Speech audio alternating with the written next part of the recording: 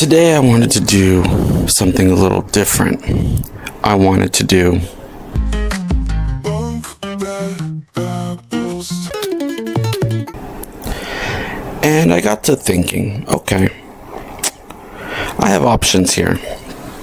I can go home. I can work a job I don't like, but make money that I do like. And just do that for 1 year, 2 years. Save up. Have, a nice little stash. And invest it in the stock market. And get a little return every month. Not something so substantial to be realistic. Or to be not a head in the clouds dreamer. But, a nice little $100,000. I could do that. I'm fortunate enough that I could move back home with my parents, not have to pay rent, not have to pay for food. But then my mind gets turning like a wheel. And I start thinking, that's how I got into the situation of traveling. Because I was doing something I did not like for so long. That's not true. I was doing something I did not like for so long, for 66% of my time. 33% I was actually doing what I liked. That I got to the point where I didn't want to do 66% anymore. I wanted to do 100%. So that's how I got into volunteering for accommodation. And I was thinking, well, if I did work that job that made me unhappy, what if I worked, and this is what I was doing before, worked a job for my passion that might even give me tenfold the amount of money that I thought I would get. And I was happy doing that rather than being unhappy working a job I didn't like. Sorry, there's flies. So I'm in this loop because having money is very nice, but being unhappy and only being happy when you're spending the money is not nice. It's a very weird cycle. So I have this cycle of, do I work a job I don't like, make a lot of money, save it, but only do it for a short period of time? Or do I go in this loop, which is do a job that I love and enjoy, don't make a lot of money, with hopes that one day something will happen and I will make more money than I would be doing with this one? So I'm a little conflicted, and it gets a little frustrating. Also, I don't know if I have toothpaste on my face because I just brushed my teeth.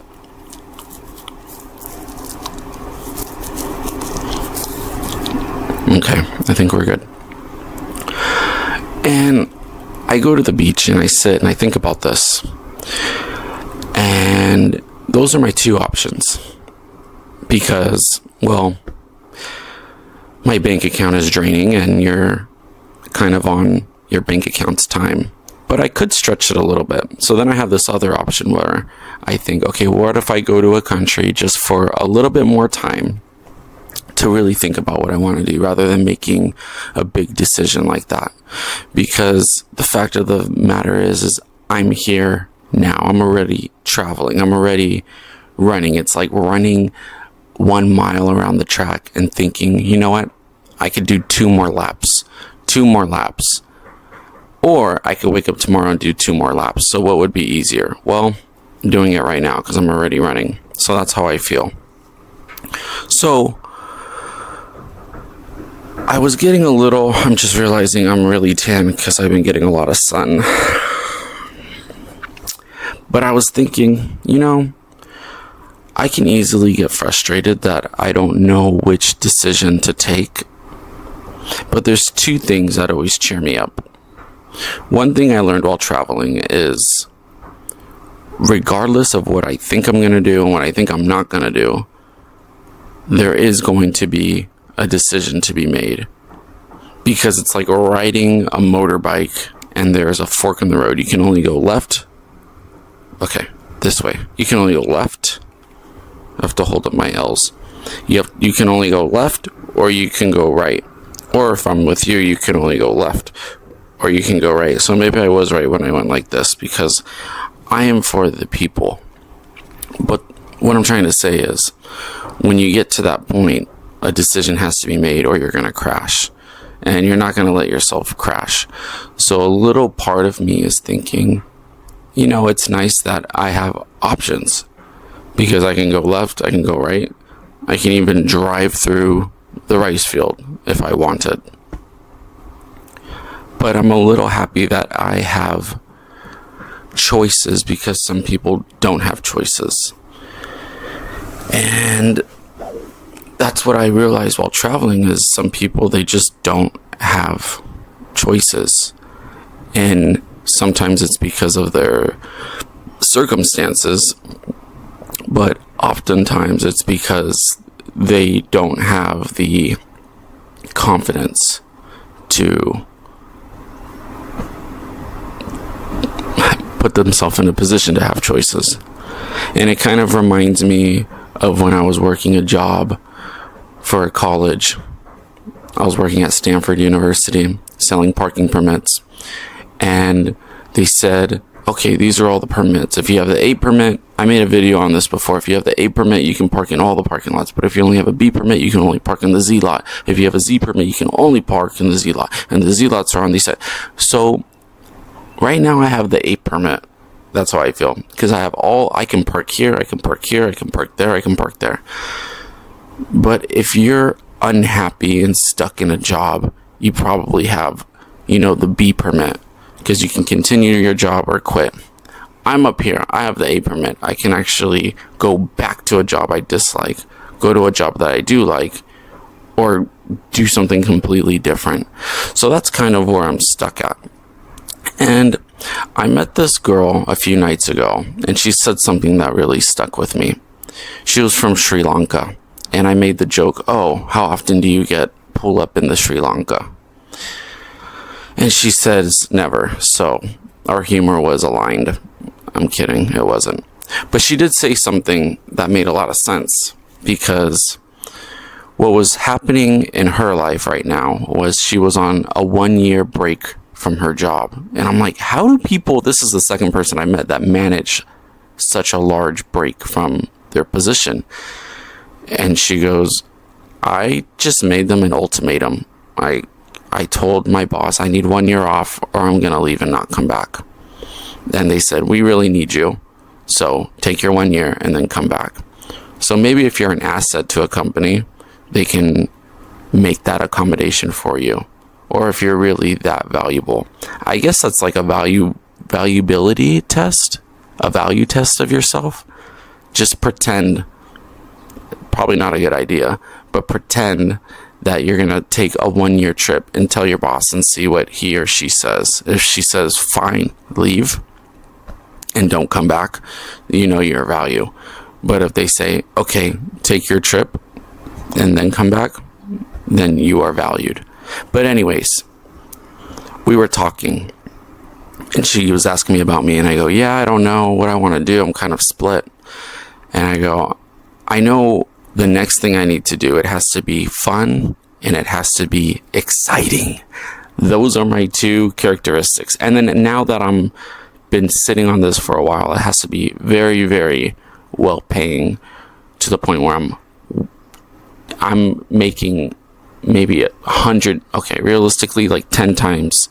No, not realistically. I'm going to put my head in the clouds and reach for the stars. Like 1,000 times the amount of money I would need to be comfortable. I want to be generating that much income. But she said, because I told her, I'm usually following, what I'm most passionate about. And she goes, I heard something that makes a lot more sense. And I go, okay, because I've always heard follow your passion, follow whatever you're passionate about, and things will just align. And she said, follow what you are curious about. Don't follow your passion, follow your curiosity. And I thought about that. And I told her, I'm like, that was a pretty awesome idea, because, yeah, you think what is best for you, you already know. But oftentimes it's not. I thought I was going to LA initially for music. But when I got there, I was more curious about acting and being on film sets and making money. So I followed my curiosity then rather than my passion. So now what am I most curious about? Well, after she said she was from Sri Lanka, and I kind of had an idea where it was, I kind of want to go there. And the reason why I say that is because I've had people tell me there's like 3 big touristy spots, like 3 hours away from each other. And people are always telling me, go there, go there, go there. But I'm not itching to go there. I'm itching on my legs. I went to the beach and I got sand mites for the first time. And they feel like... they just feel itchy. They just make your whole leg itchy. ASMR.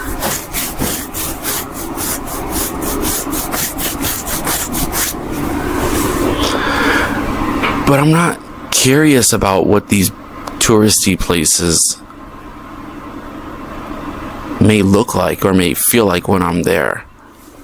I don't want to be a boring lump on a log, but you know, you go to one nice beach, you've kind of seen them all. And I'm not saying that literally, where you just go to one nice beach. I've been to maybe like 7 really nice beaches, and I've spent a lot of time there. So I'm not really itching for that. And honestly, I'm not really itching for pleasure. I'll have to bring up Maslow's hierarchy of needs. I don't know where I'm at, but I'm not at the pleasure seeking point of life. I'm at the I need stability and I need a foundation, because that pleasure isn't really important to me at this moment in terms of like vacationing. And it may be because my life is a big vacation right now, but I'm looking for a little more structure and a little more of a place where I can set my roots. Because when you travel, you're always zipping your bag, unzipping your bag, moving, looking for the bus you need, trying to get from this place to that place. Your train gets canceled. You know, there's just a lot of factors, and it teaches you a lot of things, especially if you take the time to really reflect. And I remember I was at this innovation academy in the south of France in Nice, and there's a professor from Berkeley, and he goes, I'm not on the schedule to talk today, but I do want to say one thing. After all of this is done, get a cup of coffee, whether it's in your house or a coffee shop, and sit for an hour and just write down moments that happened or experiences, because he said there's very little point in living when you're not reflecting on the moments. And it's not to say to just dwell, but what I think he tried to mean was take all of your little experiences that you experience and really sit with them for a little bit and try to find their meaning. And sometimes you don't get the meaning when you're living the experience because you're in the driver's seat. I had a friend, I was driving on a motorbike from point A to point B, and she was sitting in back of me, and she said, you know, I really like this because now I get to really just look around. And it's kind of related to that, because when you're driving, you're not really looking around, because if you are, then looking around for enjoyment. Usually when you're driving, you're looking around for safety. But when you're in the passenger seat or the back of the bike, you look around for enjoyment. And you need to take yourself away from the driver's seat after you're done living to really reflect on what just happened. You know, the good moments, the bad moments.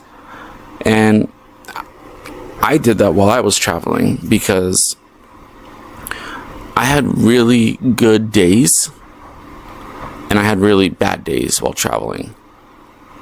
And I think, go to a coffee shop and I just sat and thought. Of course I'm thankful, but I think. Why don't we change the word think, present tense, and make the past tense think? You buy, you bought. Okay, no. Think and thought. Never mind. But I go, what made my days so much more enjoyable when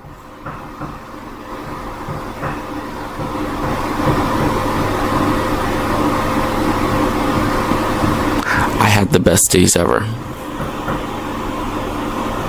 And I really sat with that. And I go, it wasn't the people.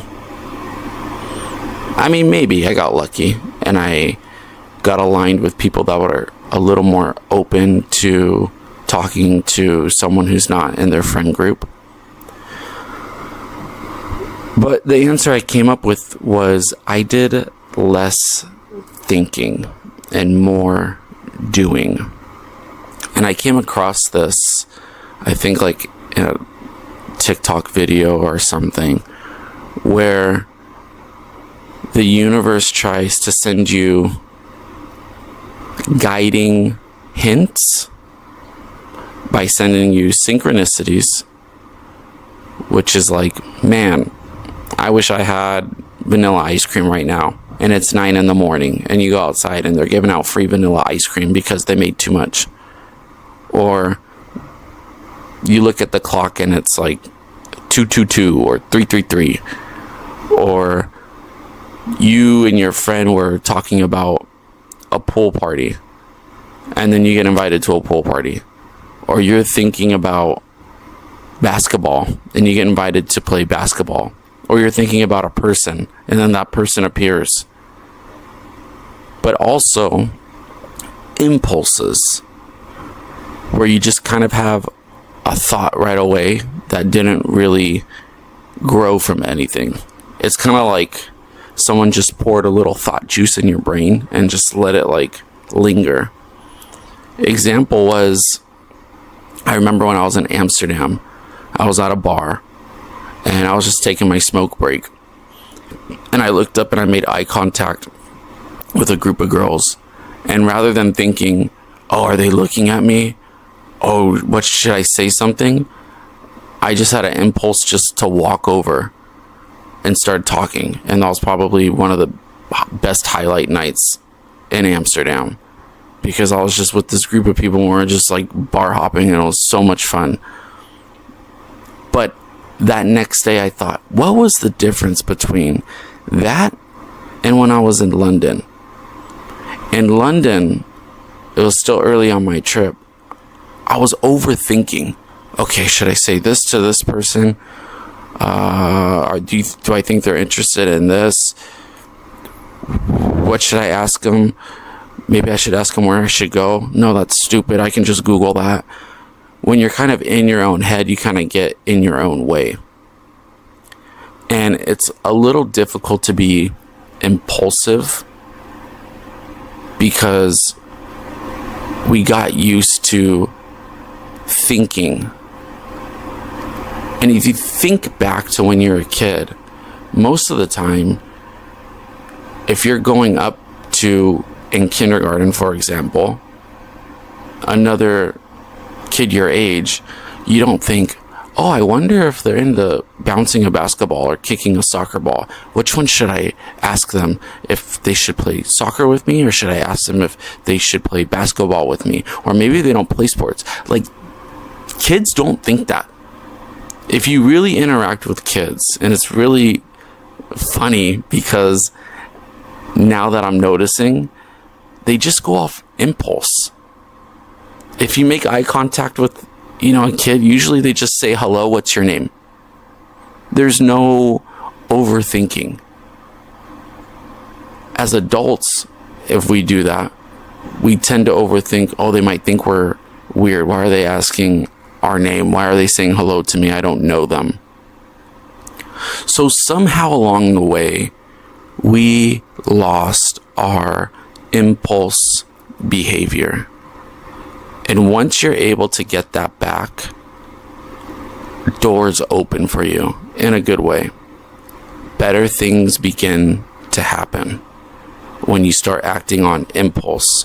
And I had this conversation I met a girl from Saudi Arabia on the app Couchsurfing, and we met at a coffee shop, and I think we talked for like 2 hours.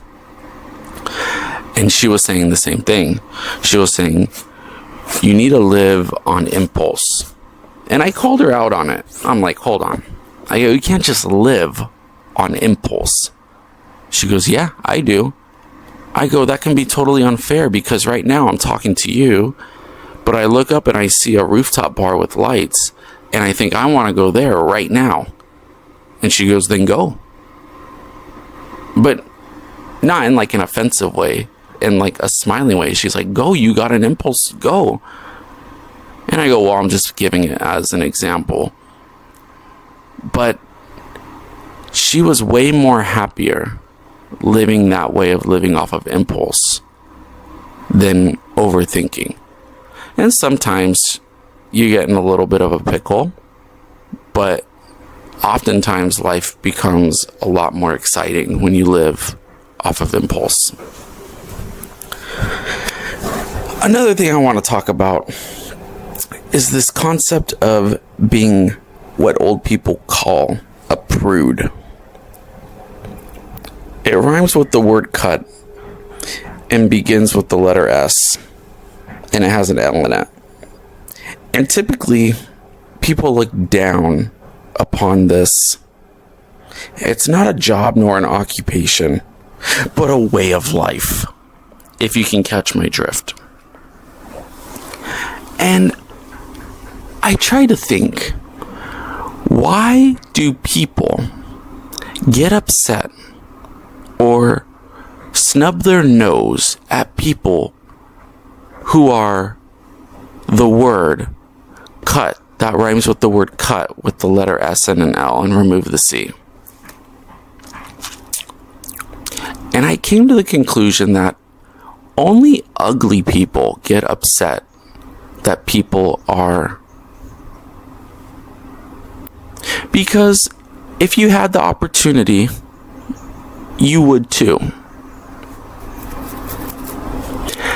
And I think about the people who don't engage in behavior of becoming intoxicated or staying out late or doing something crazy like skinny dipping or, I don't know, something fun. And these people, they go home and they lay in bed after not doing anything fun. And I think, do they think to themselves, I did good today. I didn't stay out late. I didn't kiss no girls, no boys. I didn't do any boom boom activity. I don't think so. And I feel like if you don't condone that behavior, I don't know if I'm using the word condone right. Let me use another word. If you don't appreciate that behavior, then go be a nun. And now I'm realizing, I don't think they call them nuns because of what they do. Because they have none of the fun. That's why I think they are called nuns. But seriously, There's nothing really bad about being, because if you sit and reflect, you begin to learn. You get to meet a whole bunch of people. You get to appreciate what you like and what you don't like in terms of feelings or behaviors in certain people. Now, I'm not saying I'm one, but what I am saying is I know what I prefer in a person that I spend my time with. So it's a more accelerated way to learn about people, is the way I view it. And it's fun and it feels good until it doesn't. And at that point, doesn't that being worth it? Because you get to learn what you like and you don't like. It's kind of like going to a buffet of world foods, and you get to try all of these foods. Some foods you like, some foods you don't like. Some foods are spicy and you realize, you know what, I don't like spicy. Or you didn't like spicy like myself, and now I eat spicy if it's a different type of spicy, like a flavorful spicy, not just a heat spicy. So you get to learn about different foods. So then when someone asks you, what's your favorite food? You can say this food from this country because, and then you get to learn the ingredients of what makes up that food. Now, exchange food for a person, and you get to discover the ingredients or the characteristics of a person that you prefer over another person. I got one more bone to pick. Sometimes I'm walking the beach and I see people taking pictures, and that's all fine and dandy. But I hate when the camera's looking at them and they do this or this or this one.